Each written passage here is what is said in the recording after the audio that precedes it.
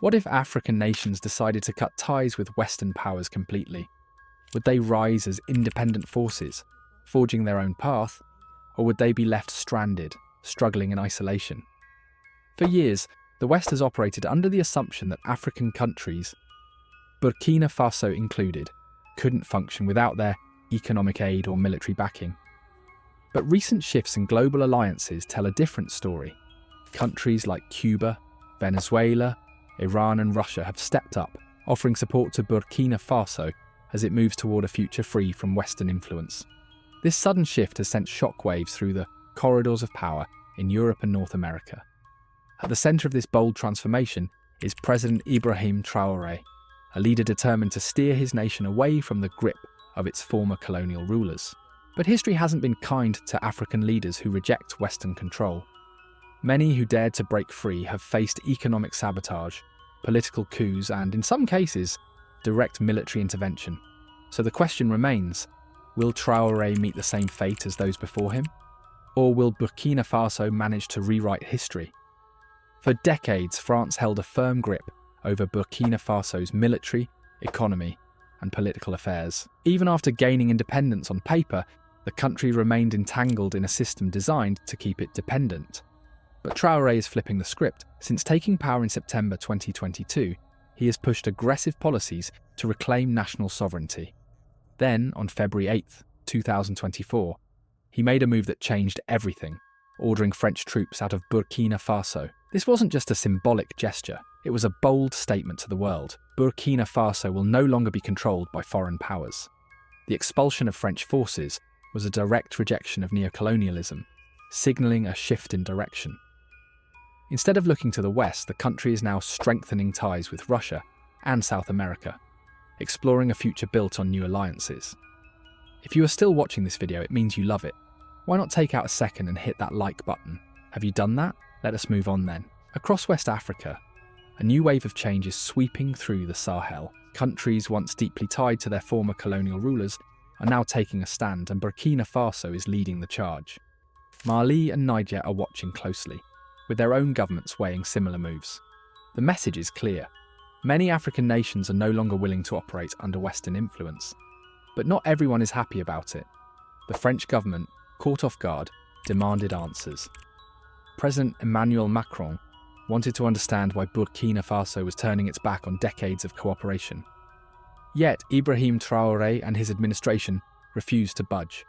Government spokesperson Rimtalba Jean-Emmanuel Wadigo made it crystal clear this decision was final and there would be no turning back. The world took notice. Some saw Traore as a bold leader, standing up for Africa's right to determine its own future. Others, however, warned that his defiance could bring serious consequences. Without France's military presence, many feared Burkina Faso would struggle to contain the violent insurgencies linked to Al-Qaeda and ISIS that had plagued the region for years. But Traoré had a plan. Rather than relying on Western powers, his government began exploring new security partnerships. Russia quickly emerged as a key player, offering military support in place of French troops. Beyond security, Traoré's vision extended to Burkina Faso's economy.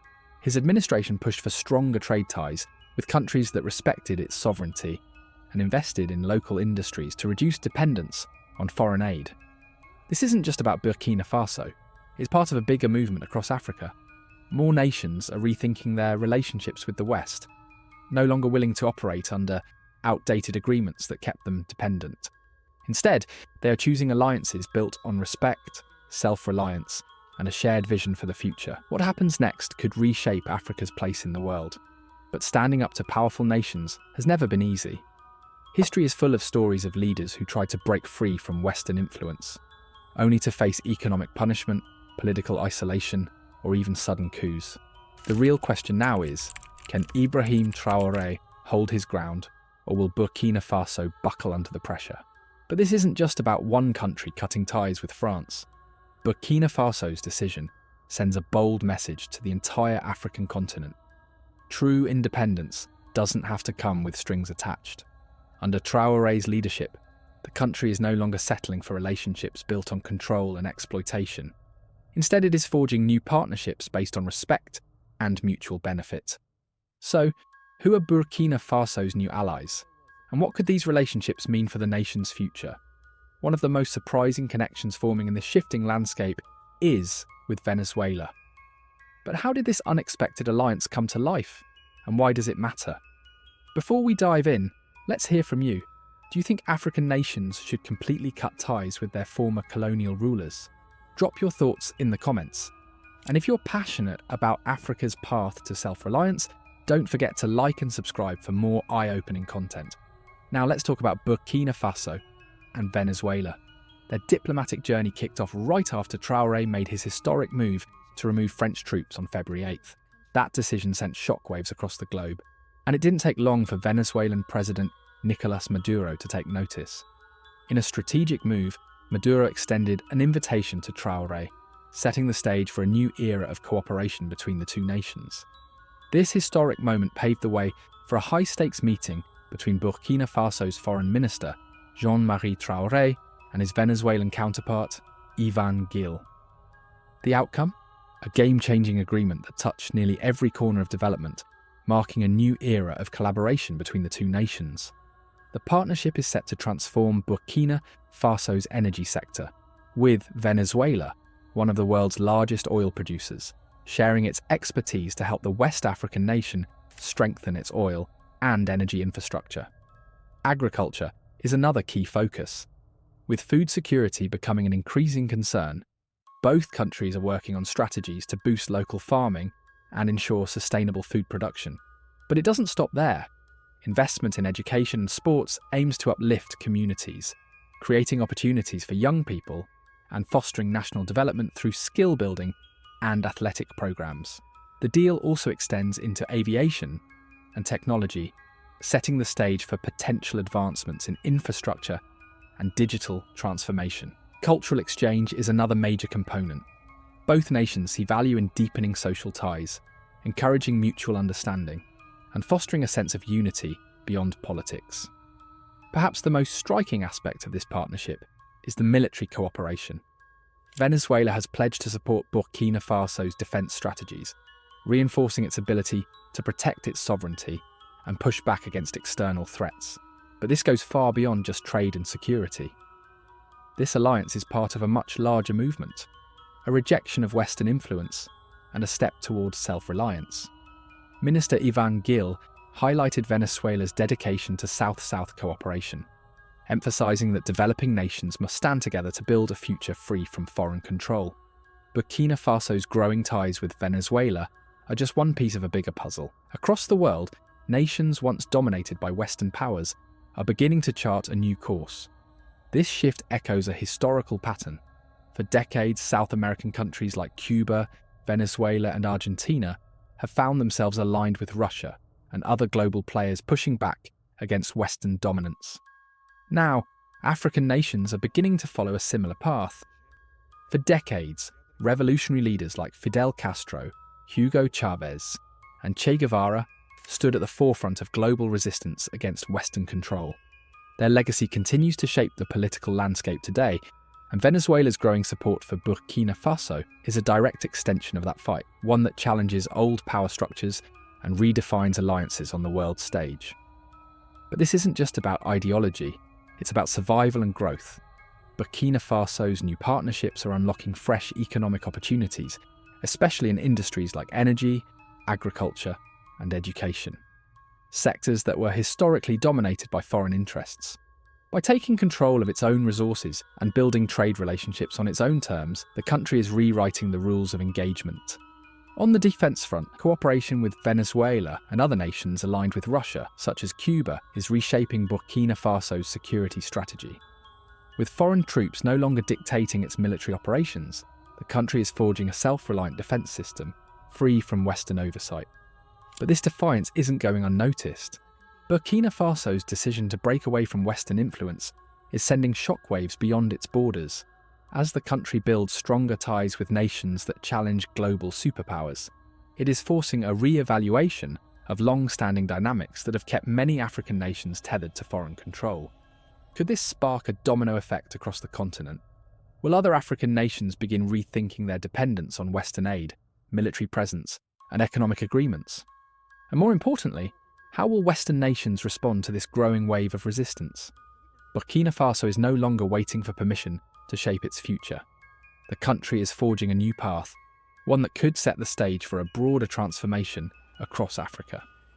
If this movement gains momentum, it could reshape Africa's position in global politics, upending the traditional power balance that has been in place for centuries. Burkina Faso's deepening relationship with Venezuela could set the stage for a new kind of diplomacy, one where nations no longer rely on traditional Western allies to shape their futures. If more countries follow suit, we could see the rise of a world where power isn't concentrated in the hands of a few Western nations, but instead spread more evenly among independent players.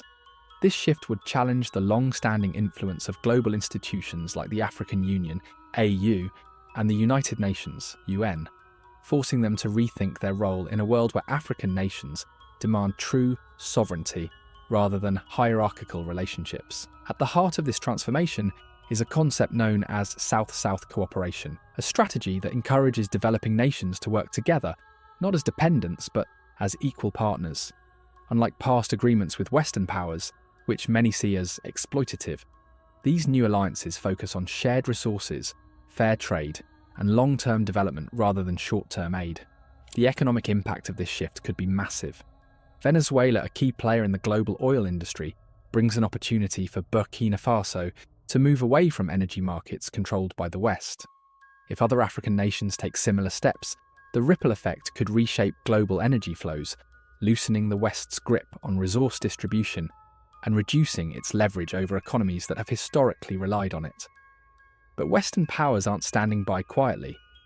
In a clear response to Burkina Faso's realignment, economic sanctions have been imposed not just on Burkina Faso but also on Mali and Niger, two other nations that have recently distanced themselves from Western influence. These sanctions are meant to send a message. Stepping out of line comes at a cost. Yet, instead of retreating, these nations are standing their ground.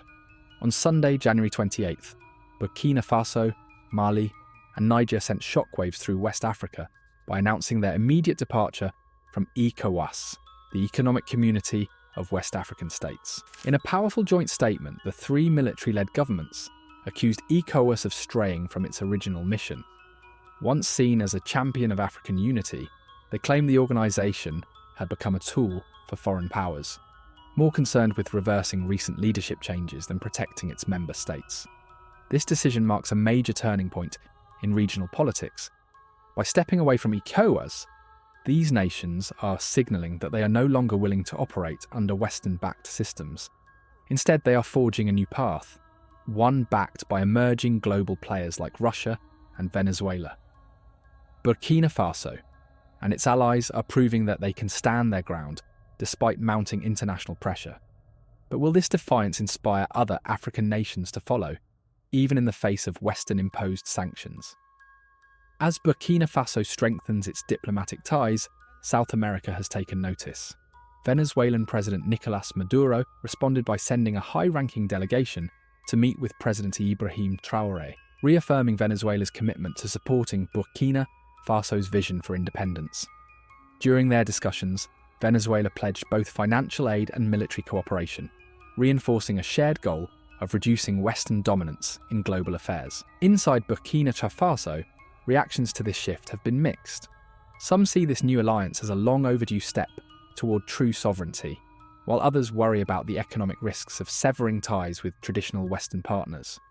But whether seen as a bold stand or a risky gamble, one thing is undeniable.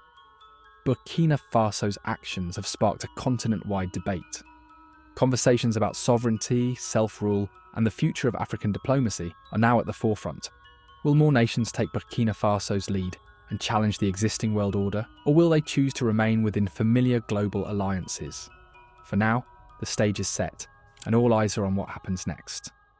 With growing support from Venezuela and other South American allies, President Ibrahim Traore's government is gaining both the confidence and resources to push back against foreign influence while solidifying its grip on national sovereignty. But this bold realignment hasn't gone unnoticed. ECOWAS, the Economic Community of West African States, has traditionally been closely linked to Western powers, maintaining a leadership role in regional politics Now it faces a growing challenge: how to respond to a bloc of nations that no longer want to follow its established order. The organisation has repeatedly emphasised the importance of regional unity and diplomacy, but with some member states leaning toward Western-backed governance and others pushing for full autonomy, ECOWAS finds itself at a crossroads. Should it acknowledge this shifting power dynamic and make room for countries like Burkina Faso to operate independently within its framework? Or will it take a hard stance, potentially deepening the divide and pushing these nations further away? The United Nations has also weighed in, calling for peaceful solutions and adherence to international norms.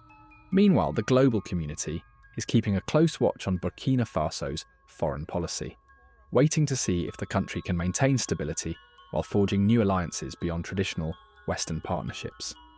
But this is bigger than just one country. If Traore's approach proves successful, it could set off a chain reaction across the continent. Other nations may see Burkina Faso's defiance as proof that breaking away from Western influence is not only possible but beneficial. Stronger ties with Venezuela and other South American nations could unlock new trade opportunities, foster knowledge exchange, and bring technological advancements that fuel economic growth and job creation. However, this shift is not without risk. Breaking away from Western-controlled markets could make Burkina Faso's economy more vulnerable in the short term, as sanctions and trade restrictions disrupt financial stability. Diplomatic isolation could also weaken its voice on the international stage, making it harder to influence global decisions. To navigate these challenges, Traore's government must be strategic. It must strike a balance, asserting sovereignty without completely cutting itself off from global trade and diplomacy. Success will also depend on internal stability. Without strong public support and national unity, any foreign policy shift could face resistance from within. Engaging civil society, ensuring transparency, and fostering trust among citizens will be key to keeping the country's course steady. Burkina Faso's decisions today will shape Africa's political future in ways that few could have predicted just a few years ago. Will it become a symbol of a new wave of African self-determination? Or will international pressure force it to adjust its strategy? The stakes are high, and the world is paying close attention. Under President Ibrahim Traore's leadership, Burkina Faso is charting a new course, one that challenges old power structures and seeks alliances beyond the usual Western-dominated networks. The decision to expel French troops was more than a political move, it was a statement of intent. Since then, the country has been deepening ties with Venezuela and other South American nations, forming new trade and defence partnerships that signal a major shift in global alliances. But with opportunity comes risk. Western powers have not taken this realignment lightly, responding with economic sanctions and diplomatic pressure aimed at pulling Burkina Faso back into their sphere of influence. Now, Traore's government faces a critical crossroads. One path involves rebuilding relations with Western nations, which could ease financial pressures, stabilise trade, and secure foreign aid. But this route comes at a cost. Maintaining ties with former colonial powers often means accepting conditions that limit true sovereignty and keep Western influence alive in national affairs. The alternative? A full embrace of anti-imperialist partnerships, forging deeper economic and military cooperation with countries that reject Western dominance. This approach promises greater independence, diversified trade, and stronger alliances with nations pushing for a new global order. But it won't be easy. Sanctions could disrupt trade. Diplomatic isolation might weaken Burkina Faso's influence on the international stage, and internal tensions could arise as the country adjusts to a new economic reality. Managing these challenges will require careful strategy, strong leadership, and the support of the Burkinabe people. Across Africa, leaders and citizens alike are watching closely. Many are questioning whether traditional Western partnerships have truly benefited their nations, or if they have merely prolonged systems of control under a different name. Does Burkina Faso really need the West for stability and development? Or is this the moment for African nations to step away from external influence and take full control of their own futures? The stakes are high, and the decisions made today will shape not only Burkina Faso's future, but also the larger movement for African self-determination. Where do you stand on this issue? Should Burkina Faso continue its break from Western influence, or would a balanced approach be the smarter move? Join the conversation, drop your thoughts in the comments, like this video, and subscribe for more discussions on Africa's evolving role in the world. Together we can challenge the narratives, uncover the truth, and push for a future where African nations decide their own destinies.